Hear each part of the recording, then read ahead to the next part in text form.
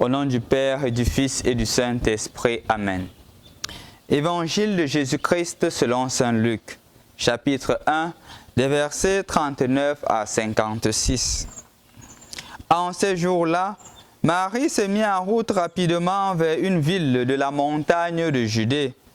Elle entra dans la maison de Zacharie et salua Élisabeth. Or, quand Élisabeth entendit la salutation de Marie, l'enfant tressaillit en elle. Alors, Élisabeth fut remplie de l'Esprit Saint et s'écria d'une voix forte, « Tu es bénie entre toutes les femmes, et le fruit de tes entrailles est béni.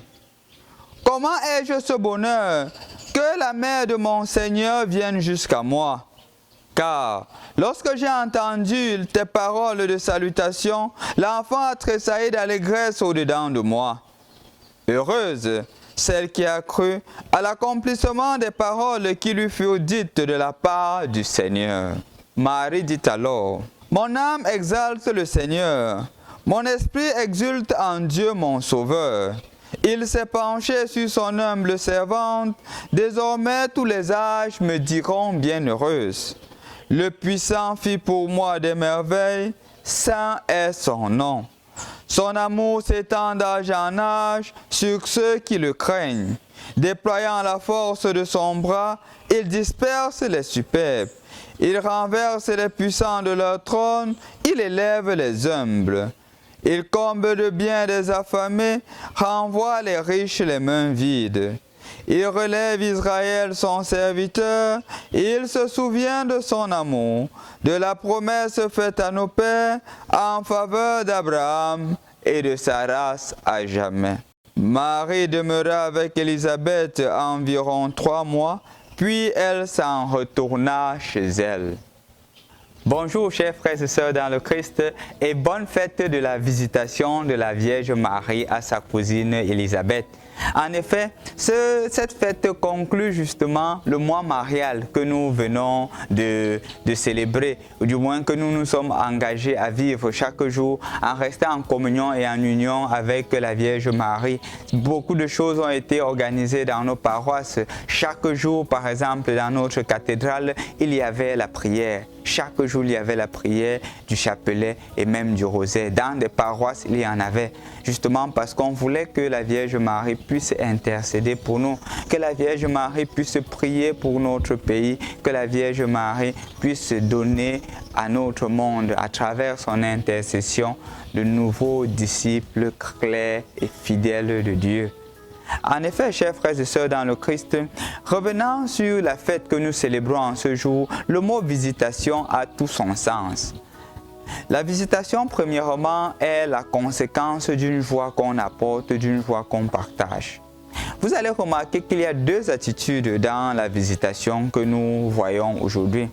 La visitation, premièrement, a un aspect de la parole, la visitation à travers la parole. C'est ainsi que Marie et Élisabeth s'échangent des paroles. Mais quelles paroles elles s'échangent? Elles s'échangent des paroles de joie, des paroles de bénédiction, des paroles d'allégresse. Chers frères et sœurs dans le Christ, je crois qu'à ce niveau, il faudrait qu'on ouvre une parenthèse pour justement apprendre de la Vierge Marie et d'Élisabeth comment est-ce que nous aussi, nous pouvons visiter les autres. Quand nous allons visiter les autres, quelles sont les paroles qui sortent de nos bouches? Est-ce que nous donnons toujours des paroles qui sont à caractère à décourager, à caractère à mettre la personne dans la culpabilité ou à caractère à dire à la personne qu'il y a encore de l'espoir, à dire à la personne que la main du Seigneur est encore en disant à l'autre personne que la main du Seigneur est encore sur toi? Est-ce que c'est ce genre de paroles qui sortent de nos bouches? Parce que, chers frères et sœurs dans le Christ, c'est un appel pour chacun d'entre nous. Et chacun d'entre nous est appelé à utiliser cela, à utiliser des paroles de bénédiction. Je me rappelle une dame qui vient me visiter. Et elle vient pour l'accompagnement, on se met à parler. Et là, elle se met à pleurer. Elle était dans le malheur, sa maison avait brûlé et elle était sortie, elle avait laissé les enfants à la maison et les enfants se sont mis à jouer et par incident toute la maison s'est brûlée et tous ses avoirs, tout ce qu'elle avait dans la maison. Et voilà que la belle famille vient, voilà que les amis viennent, voilà que des personnes viennent, les voisins viennent. Et on se met à lui dire que tu as été négligent, tu n'aurais pas dû laisser les enfants à la maison, tu n'aurais pas dû faire ceci. Et elle venait, non seulement elle avait déjà la douleur d'avoir perdu tout ce qu'elle avait, elle n'avait pas de lieu où dormir, mais plus encore, des personnes qui venaient la visiter ne lui donnaient pas de paroles d'encouragement. Toutes les paroles qui venaient, qui sortaient de leur bouche, c'était comme si elle était irresponsable. Moi je dis, chers frères et sœurs dans le Christ, Marie pour nous devient un modèle aujourd'hui. Un modèle dans notre capacité de donner toujours des paroles de bénédiction et de joie à l'égard de l'autre. Pas des paroles qui mettent les autres mal à l'aise. Déjà, elle est culpabilisée de par le fait de ne pas avoir une maison. Elle est culpabilisée de par le fait d'avoir perdu un logement, d'avoir perdu tous ses documents, d'avoir perdu même de l'argent dans la maison, d'être appelée à reprendre tout à nouveau. Et donc, ce dont elle a besoin maintenant, mon frère, ma soeur, ce n'est pas de tes critiques, c'est de lui dire que tu as encore quelque chose à donner. Il y a encore de l'espoir, il y a encore un lendemain. Ce sont des paroles qui doivent sortir de notre bouche. Ce n'est pas seulement au niveau des personnes qui encouragent, même au niveau du prêtre. En effet, même le sacrement de la confession, ce n'est pas, comme dit le pape François, un camp de concentration. Non, c'est un lieu où on fait l'expérience de la joie et de l'amour de Dieu. Et donc, la personne qui vient déjà se confesser a déjà beaucoup de culpabilité de par son péché. Le péché qu'il ou qu'elle a commis, déjà la le culpabilise suffisamment au point d'en rajouter de par celui qui administre le sacrement de la confession. Et ce dont elle a besoin là-bas, ce sont des paroles d'encouragement pour lui faire comprendre que tu es tombé mais tu peux te relever. C'est ce qu'on enseigne dans le sacrement de confession. Et c'est ce que chaque prêtre a appelé à faire. Et justement, de par ton baptême, tu es prêtre, prophète et roi. Et donc, toi aussi, quand les personnes viendront te voir, qui ont déjà commis des erreurs et qui sont dans la culpabilité, il faut savoir ce que tu dois leur dire. Ils n'ont pas besoin de critiques en ce moment. Ils ont besoin des paroles d'encouragement. Ils ont besoin des personnes qui leur disent qu'il y a un lendemain. La vie ne se limite pas là. C'est ce dont ils ont besoin. Et le Seigneur t'envoie vers ces personnes-là. Le Seigneur te dirige vers eux pour que tu sois aussi celui-là ou celle-là qui donne des paroles d'encouragement, qui adresse des paroles d'encouragement. La deuxième visitation que nous pourrons remarquer dans cette lecture, c'est la visitation de la présence. Chers frères et sœurs dans le Christ, il est plus facile de nos jours que lorsque des personnes soient malades, nous sortons de l'argent, on envoie. C'est très facile. Et c'est très bien, c'est encouragé. Mais je crois aussi qu'une autre visitation, c'est de rester avec la personne, de traverser la situation que la personne traverse pour mieux comprendre la personne. Marie pourrait seulement venir là et dire à Élisabeth que « Wow, mes félicitations, tu vois, tu es la mère du précurseur et moi je suis la mère du sauveur. En tout cas, merci, on rend grâce à Dieu et je rentre chez moi. » Non, elle reste avec Élisabeth. On dit bien 3 mois environ. Pour dire que jusqu'à ce que l'enfant soit né, jusqu'à ce que Jean-Baptiste soit né, Marie était là. Certains historiens disaient même qu'elle était là jusqu'au 8e jour après la naissance où on a donné le nom de l'enfant. Comme pour te faire comprendre que la présence est importante. Quand des personnes sont dans le besoin, il ne faut pas seulement dire que ça va aller. Il ne faut pas seulement dire que je vais envoyer de l'argent. C'est beau, c'est encouragé. Je ne te demande pas de ne pas le faire. Mais dans la mesure du possible, sois présent.